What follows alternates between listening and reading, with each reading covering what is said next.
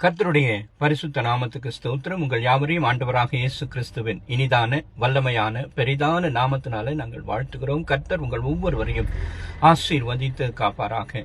நமது மெய்ப்பனின் குரல் ஊழியங்களின் சார்பாக எங்களுடைய வாழ்த்துதல்களையும் வணக்கங்களையும் நாங்கள் தெரிவித்துக் கொள்கிறோம். பிரியமானவர்களே, வசனம் நமக்கு ஒரு முக்கியமான காரியத்தை உணர்த்துகிறது. ஓய்வு நாளை பரிசுத்தமாய் ஆசரிக்க நினைப்பாயாக என்று யாத்திராகமம் 20வது அதிகாரம் 8வது வசனம் நமக்கு அறிவுறுத்துகிறது. கர்த்தருடைய ஓய்வு நாளை நாம் எப்படி பரிசுத்தமாய் ஆசரிப்பது? ஒன்றை நாம் கவனிக்க வேண்டும் பிரியமானவர்களே.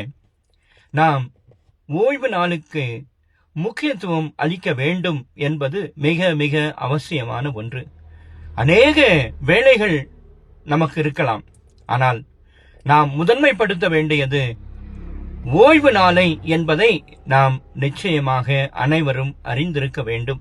அப்படிப்பட்ட உணர்வோடு கூட நாம் தேவனை தரிசிப்பதற்கு முதன்மைப்படுத்தி அவரை நான் கண்டிப்பாக கட்டாயமாக குடும்பத்தோடு சந்திப்பேன், அவரை ஆராதிப்பேன், அவரை தொழுது கொள்வேன், அதற்கு பிறகுதான் மற்றவையெல்லாம் என்கிற அந்த அடிப்படையை நாம் முதலாவது உணர்ந்து நாம் செயல்படுகின்ற பொழுது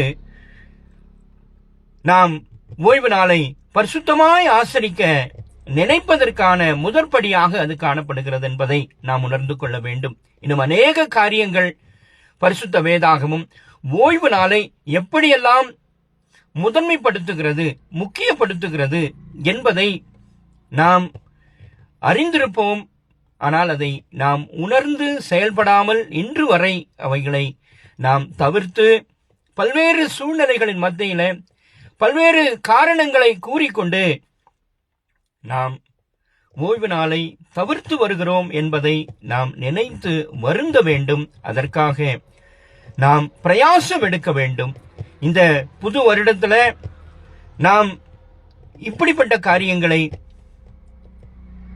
ஒரு ரெசல்யூஷனாக நான் மாற்றிக்கொண்டு நிச்சயமாக ஓய்வு நாளை நான் ஆசரிக்க நினைப்பேன், கண்டிப்பாக ஓய்வு நாளை நான் தவறவிடக்கூடாது என்கிற மனநிலையோடு செயல்படும் பொழுது கர்த்தர் நம்மையும் நம்முடைய குடும்பங்களையும் நம்முடைய கையின் பிரயாசங்களையும் நிச்சயமாய் ஆசீர்வதிப்பார் என்பதில் சந்தேகமில்லை. கர்த்தர் தாமே இந்த வார்த்தைகளை உங்களுக்கு ஆசீர்வாதமாக மாற்றித் தருவாராக. ஆமேன்.